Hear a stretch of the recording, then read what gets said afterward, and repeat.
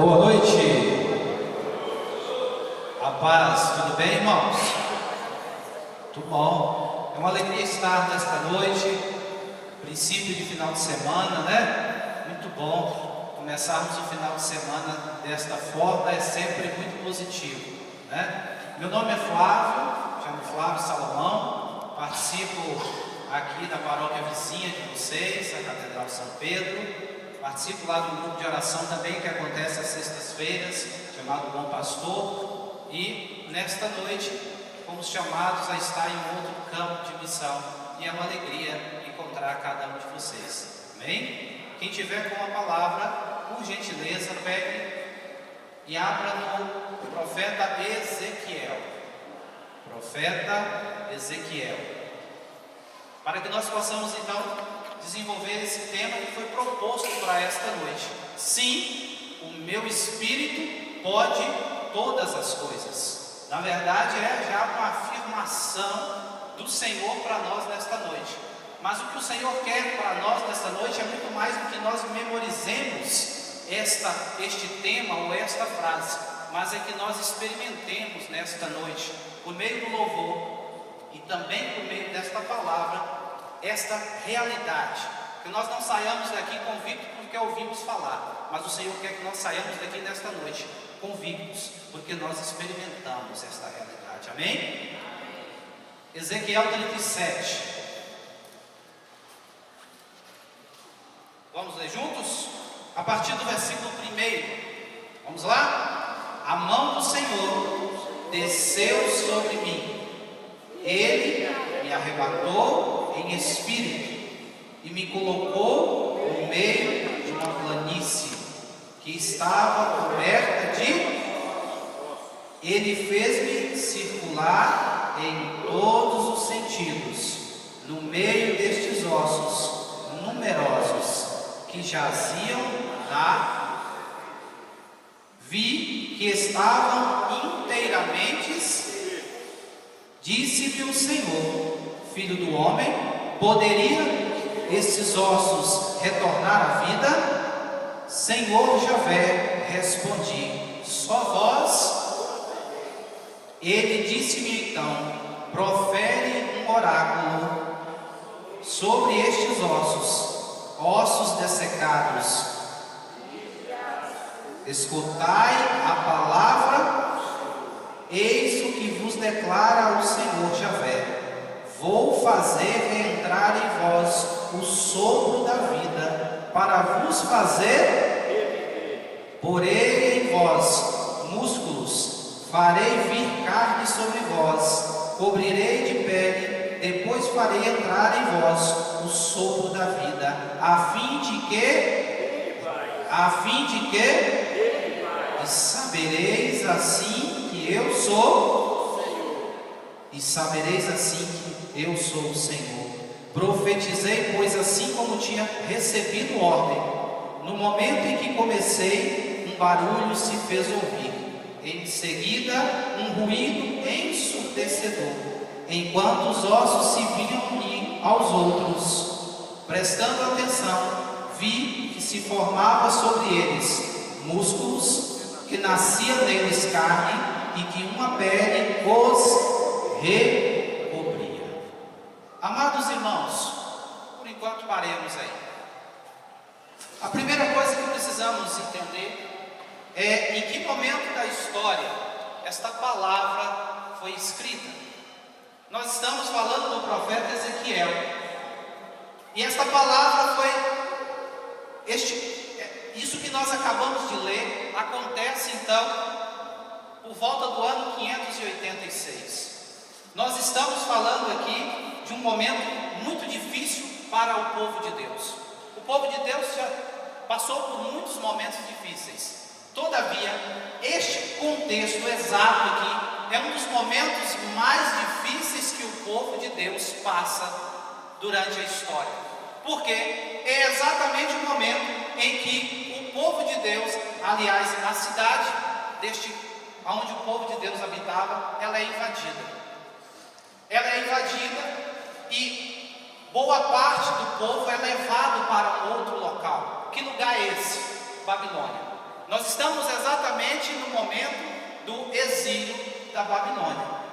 O povo, amados irmãos, a sua terra foi invadida, mas não foi qualquer terra. O povo estava nesse exato momento perdendo a terra prometida.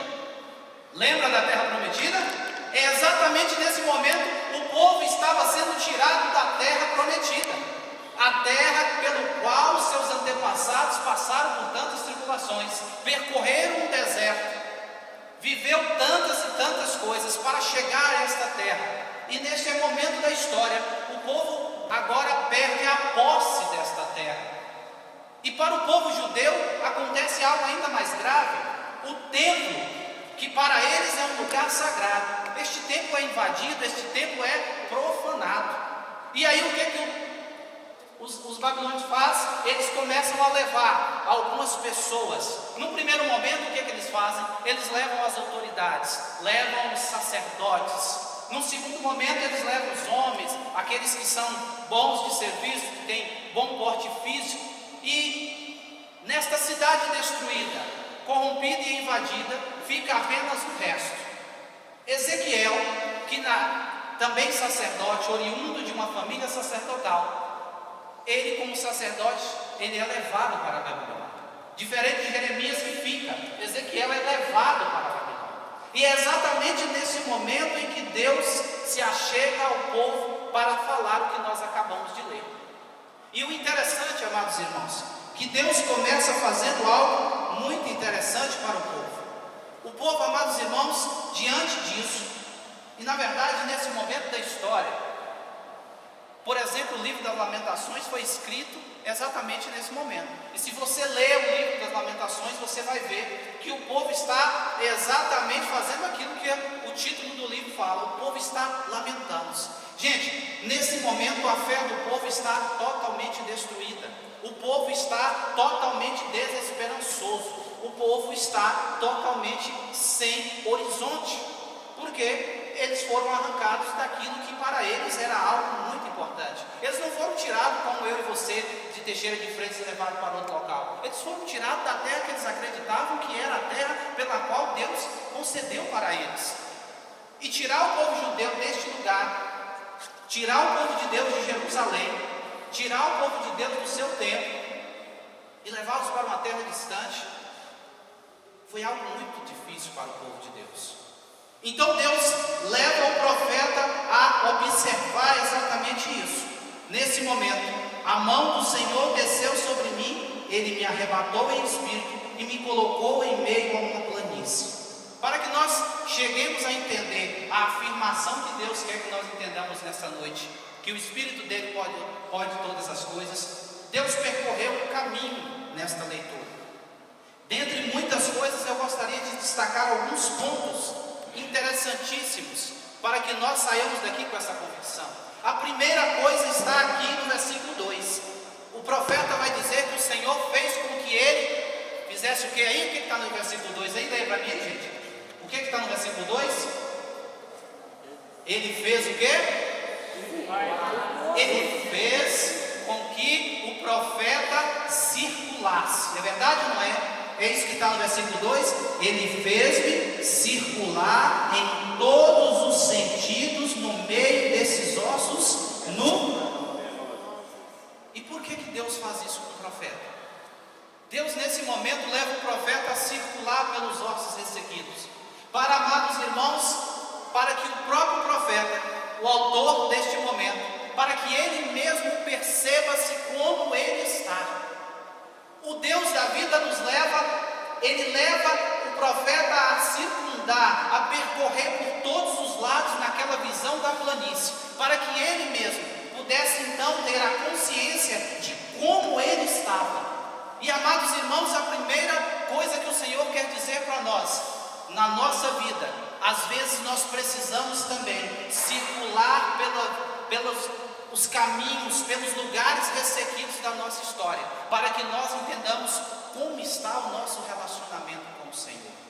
É isso que o profeta, que Deus começa então a despertar no coração do profeta, para que este profeta compungido, animado por esta palavra, pudesse animar outros. Mas primeiro, amados irmãos, era preciso que o próprio profeta fosse então animado, que o próprio profeta, que estava dentro do contexto, o profeta não foi pegado de um contexto fora e foi jogado lá dentro. Não, ele estava sofrendo na pele, como judeu, toda aquela realidade de exílio, toda aquela realidade, amados irmãos, de invasão, de perder a pátria e de ter levado. Então este profeta, ele mesmo está também numa situação de uma fé complexa, de uma fé abalada. Então Deus leva-nos a circular. Amados irmãos, às vezes é preciso circular na nossa vida, é preciso percorrer os caminhos e fazer uma reflexão. Quando nós começamos a nos esfriar, quando nós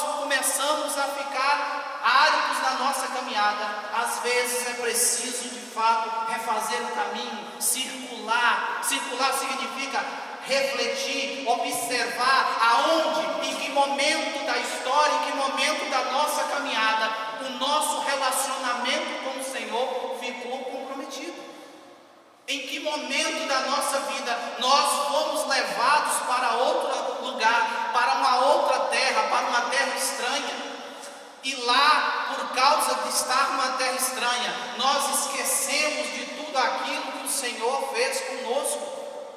Por muito, amados irmãos, infelizmente nós temos esta facilidade. Nós estamos no grupo de oração e está uma maravilha, mas às vezes eu sou transferido e vou para uma outra cidade e preciso lá trabalhar. Talvez eu estou aqui, preciso ir para um campus, preciso ir para uma faculdade. É uma realidade que não acontece só com os jovens, mas também com os adultos. Eu estou numa terra que não é mais a terra que eu estava habituado, mas de repente eu começo a esquecer da minha história, eu começo a não mais ter o meu relacionamento com o Senhor. E o povo começa então a esmorecer, o povo começa então a ficar desanimado. Se você prestou atenção, por 2 vezes só nesses versículos que nós lemos, a palavra vai falar de reviver. Aqui no versículo 6 ele vai falar a fim de que revivais, e no versículo anterior ele vai falar para que reentre em vós o sopro da vida, para vos fazer reviver. Amados irmãos, se é para fazer reviver, significa então que um dia já teve vivo, sim ou não? Se não, o Senhor falava para que vos seja dado a vida. Não, ele vai falar que para que nós voltemos à vida. Se é para voltar, se é para reviver, é porque outrora já esteve vivo. Nós poderíamos trazer para a nossa realidade. Deus não está, amados irmãos, falando neste momento para um povo estranho. Deus está falando do teu povo, do povo pelo qual Ele fez a aliança, do povo pelo qual Ele concedeu grandes e grandes prodígios e milagres. Ele está falando para o povo que é descendente de uma história, de um povo que caminhou pelo deserto, que era coberto por uma nuvem durante o dia, e que à noite tinha a luminosidade. Ele está falando para um povo que sabia da história, que um povo que caminhou no deserto por tempo, não morreu de fome, não morreu de sede. Ele está falando para um povo que sabia dessa história e que conheceu a terra, experimentou desta terra, que fixou na terra. Ele está falando para um povo que sabia que este Deus era um Deus que cumpre fielmente a tua palavra. Ele está dizendo, amados irmãos, não para, como no nosso contexto, se fôssemos falar, não é um querigma. Ele não está falando o primeiro anúncio para aqueles que não conhecem a palavra. Isso aqui é para um povo que conhece. No versículo que finaliza isso aqui, ele vai falar: estes ossos ressequidos são a raça dos israelitas. Ele está dizendo que este é o meu povo que se encontra assim. Este povo que está assim, neste momento, ressequido. Este povo que está desanimado. Eu preciso que vocês voltem à vida. Então o primeiro passo é para que o povo tomasse consciência, para que o povo voltasse em si e começasse então a perceber que o Deus que levou eles para a terra prometida era o mesmo Deus capaz de fazer com que eles voltassem para essa terra. Agora, um outro ponto importante para que nós entendamos é o seguinte: Ele vai falar no versículo 4 aqui: ele disse-me então, profere um oráculo sobre esses ossos, ossos dessecados. Lhes dirás, escutai a palavra do... Preste bem atenção. Percebe que é uma reflexão do relacionamento. Deus está falando para o povo: escutai a palavra do Senhor. Amados irmãos, o povo foi exilado por um motivo, exatamente porque o povo abandonou a palavra do Senhor. Não foi porque Deus castigou, foi porque eles não ouviram esta palavra, eles não compreenderam, ouviram e não se deixaram ser moldados por esta palavra. É mais ou menos o seguinte: não tem um GPS que fala com a gente quando a gente vai passar ali. Vamos dizer que você está indo para o Rio de Janeiro, você saiu daqui da Bahia e foi para o Rio, você vai ter que passar ali na ponte de Niterói, sim ou não?